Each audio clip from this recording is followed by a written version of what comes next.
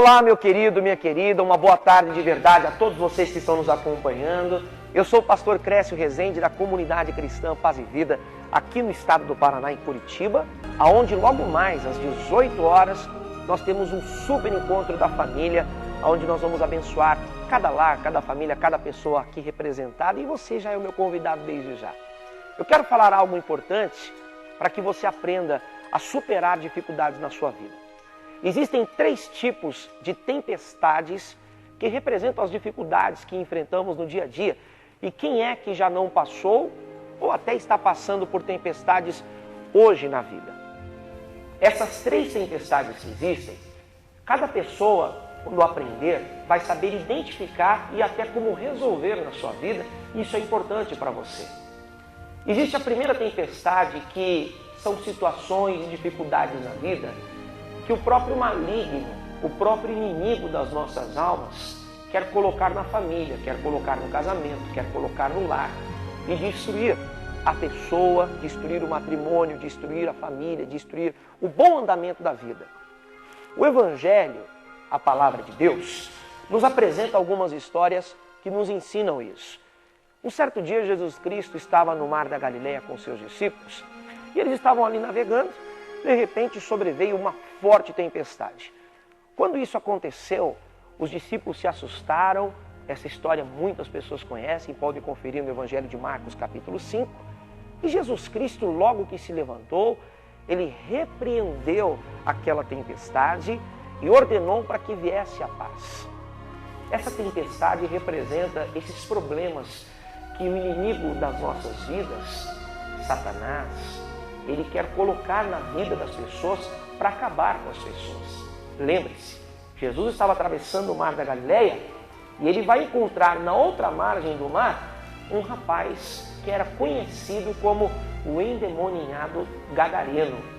E quando Jesus chegou ali, libertou aquele jovem que vivia oprimido, tentava se matar e se autodestruir, morava em cemitério e a vida dele era um total fracasso. Jesus Cristo operou aquela libertação realmente, e por isso que o inimigo não queria deixar Jesus chegar do outro lado da margem. Mas nem todas as tempestades são malignas. Existem tempestades na vida que é causada pelo próprio homem, você sabia disso? É verdade. São problemas que nós mesmos causamos quando não andamos e fazemos aquilo que o Senhor nos orienta. A própria palavra também apresenta a história de um homem chamado Jonas. Jonas foi um profeta do Senhor e o Senhor disse assim para Jonas: Jonas, saia aí da tua terra e vá até a Nínive e lá pregue a minha palavra, pregue o Evangelho. E aí, quando Jonas ele viu a dificuldade da missão, a dificuldade do trabalho, o Jonas ele falou: não vou para Nínive coisa nenhuma, os homens de mim são maus, são cruéis, eu vou partir para outro lado. Jonas fugiu da presença do Senhor. No meio do trajeto, da navegação, para onde ele partia, veio um tão forte vento que atrapalhou a sua vida, atrapalhou a jornada daqueles homens, e quase que o navio, aquele grande barco, quase que ele naufraga. Resumindo, lançaram Jonas para fora do barco. Quando lançaram Jonas para fora do barco, a tempestade ela se acalmou. Isso representa as tempestades que nós mesmos causamos na nossa vida. Existem situações e problemas que a própria pessoa, por não obedecer à orientação de Deus para a sua vida, ela acaba trazendo. Então tem tantas coisas que Deus orienta, que Deus nos ensina na sua palavra, que se o homem seguisse, ouvisse e obedecesse, o próprio homem evitaria vários problemas. Como é que nós resolvemos essas tempestades? É quando nós fazemos, de certa forma, o que aconteceu na vida de Jonas. Ele foi lançado nas águas e ele afundou. Isso representa a nossa humildade. Seja humilde, reconheça as suas limitações, as suas deficiências, os seus erros. A tua vida vai melhorar. E o Evangelho também promete que aquele que a si mesmo se humilha, o Senhor o exalta. Pense nisso. Quando você é humilde para reconhecer que do jeito que está indo as coisas não vão bem, e aí você muda o seu padrão, e passa a ouvir e obedecer a Deus, então o próprio Deus, ele vai exaltar, ele vai levantar você. Quantas pessoas já têm vindo e o Senhor tem levantado a sua vida de verdade. Deus quer fazer isso com você também. Mas existe uma terceira tempestade, e essa tempestade é curiosa. Se você estudar os evangelhos, vai reparar que em Atos dos Apóstolos, a partir do capítulo 25, o tão conhecido apóstolo Paulo, ele começa a travar uma batalha porque ele estava sendo preso injustamente e sem julgamento.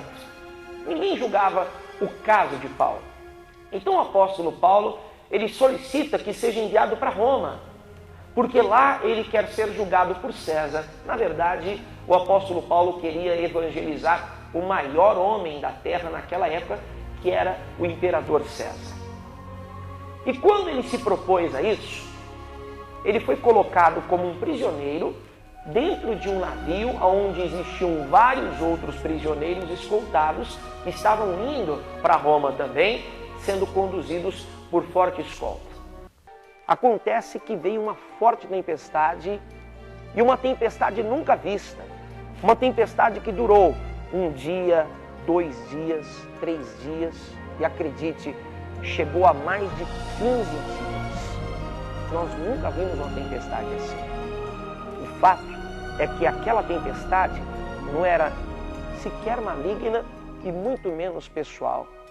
Aquela era uma tempestade que o próprio Deus colocou no caminho de Paulo. O próprio Deus, pastor? Sim, o próprio Deus. Sabe o que Deus queria? Deus queria que Paulo fosse a um lugar que ele nunca havia ido antes. Aquele navio e aquela embarcação, ela naufragou e parou somente na ilha de Malta.